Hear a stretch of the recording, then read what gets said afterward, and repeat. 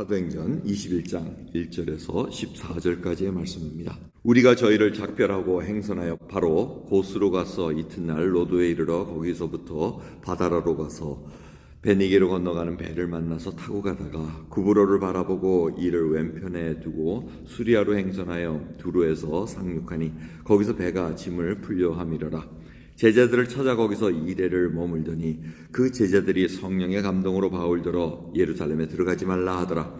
이 여러 날을 지난 후 우리가 떠나갈새 저희가 다 그 처자와 함께 성문 밖까지 전송하거늘 우리가 바닷가에서 무릎을 꿇어 기도하고 서로 작별한 후 우리는 배에 오르고 저희는 집으로 돌아가니라.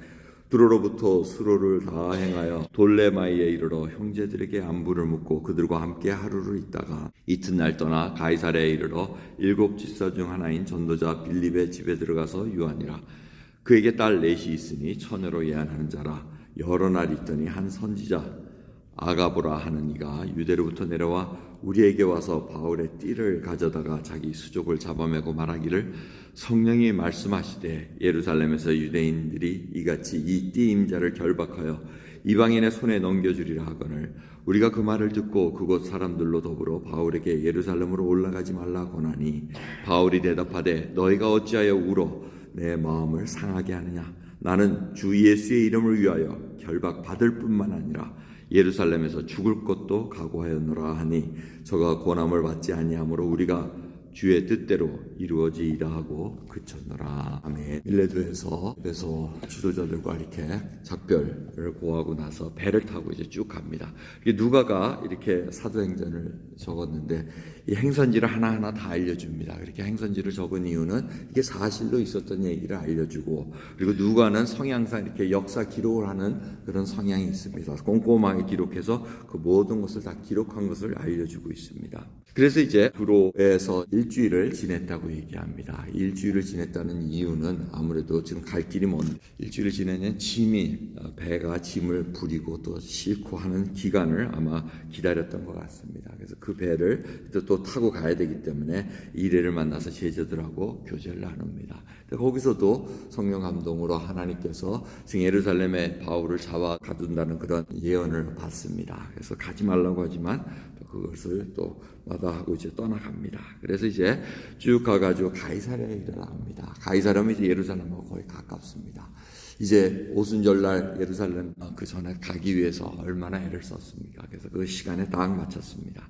근데 거기서 또 선지자가 와가지고 아가보라는 유명한 선지자입니다. 이분은 예루살렘에 흉년이 들 거라는 것을 예언했던 그런 자입니다. 그분이 또 바울의 띠를 가지고 저자가 예루살렘에 가면 유대인들로부터 이렇게 결박을 당하고 고난을 당할 거다 이렇게 얘기를 합니다. 그래서 그걸 들은 자들이 또 가지 마십시오 하고 얘기합니다. 하지만 사도 바울의 말씀은 뭡니까? 왜 그렇게 자꾸 나의 마음을 아프게 하느냐. 이들의 심정은 굉장히 진심되게 걱정스러워서 한 겁니다. 근데 사도 바울은 하나님의 뜻이 그것이 아니냐 하면서 13절입니다. 주 예수의 이름을 위하여 결박받을 뿐 아니라 예루살렘에서 죽을 것도 각오하였느니라 하고 말씀합니다. 자, 저희가 하나님의 뜻을 압니다. 이들도 하나님의 뜻을 압니다. 거기까지는 다 동일합니다. 근데 이제 어떻게 반응을 보이냐입니다. 피할 수도 있습니다. 도망갈 수도 있습니다. 도망간다고 그 일이 벗어나지겠습니까? 사도 바울은 그걸 알았습니다. 사도 바울은 선교를 하면서 쭉 깨달은 게 뭡니까? 피할 때는 자기가 결정해서 돌 맞고 이때는 피해야 되나 보다 자기 스스로 결정했습니다. 그런데 여기서는 지금 그걸 알려주십니다. 네가 가면 결박당하고 고난을 당할 것이다. 그걸 알려줬다는 얘기는 사도 바울로 하여금 준비하라는 얘기입니다. 이제는 네가 마음대로 피하고 그러는 것이 아니고 이제는 하나님의 뜻에 순종하는 그 길을 가야 된다는 겁니다. 근데 다른 사람들은 안타깝죠. 사도 바울이 이제 나이도 많이 들었는데 가서 고생할 거 생각하니 참 안타까워서 가지 마십시오 하고 이렇게 공고를 합니다. 하지만 주 예수 이름을 위하여 결박뿐 아니라 죽을 각오도 되겠다고 결정합니다. 이런 하나님께서 미리 알려주시고 하신 이유는 준비하라는 얘기입니다. 기도하고 그것을 각오해야 됩니다. 여러분, 모르고 어려움을 당하면 참 이기기가 쉽습니다. 이거 왜 이렇게 당하지 하면서 정신없으면서 막 하나님 붙잡고 하야 죽여줘야 하고 넘어가는 게 그래도 낫습니다. 근데 미리 알려주면 당장 여러분 내일 당장 뭐가 온다 그러면 달달달 떨어가지고 이게 막 도망가고 난리가 날 겁니다. 여러분, 그래서 하나님께서는 준비하라는 얘기입니다. 미리 알려주셨잖아요. 종말이 어떻게 된다고, 고난받을 거다, 믿음 있는 자도 별로 없을 거다, 다 자기 위해서 도망가고 이러한 삶을 살 것이다, 이렇게 다 예언을 해놓으셨습니다. 하루하루 우리가 충성되게 산다는 것, 나를 부인하고 예수 그리스도를 정말 그 지신 십자가를 내가 지고 간다는 그런 믿음의 길이 이렇게 순탄하지 않다는 것을 우리가 다시 깨닫습니다. 사도 바울이 이렇게 예루살렘을 애써 가고자 하는 이유가 뭡니까? 마게도냐 이방 교회들이 예루살렘의 어려운 형편을 알고 그 연보를 했습니다. 헌금을 해가지고 그것을 도와주기 위해서 이렇게 그 많은 돈을 헌물하기 위해서 가는 겁니다. 근데 그 돈을 주기 위해서 그 헌금을 하기 위해서만 뿐 아니고 그것이 상징적인 의미가 크다는 겁니다. 이방인 교회와 유대인 교회가 하나가 되는 놀라운 일을 하나님께서 이루고 계시다는 것을 보여주기 위함입니다.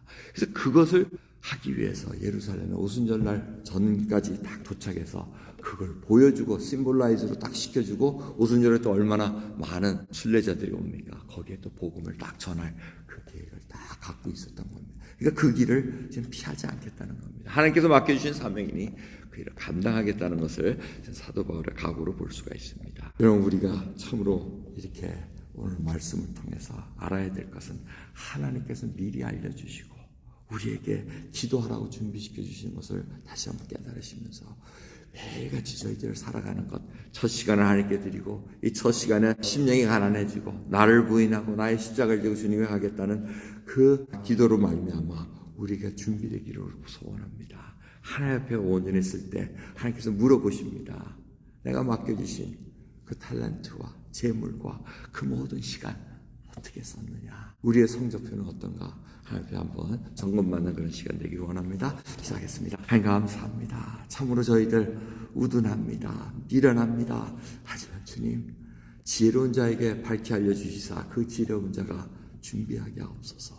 정말 주님 앞에 지혜롭고 분별하여 하나님 앞에 정말 부끄럽지 않게 살아갈 수 있도록 오늘도 족한 은혜 부어주옵소서. 감사드리며 예수 그리스도의 이름으로 기도드립니다. 아멘.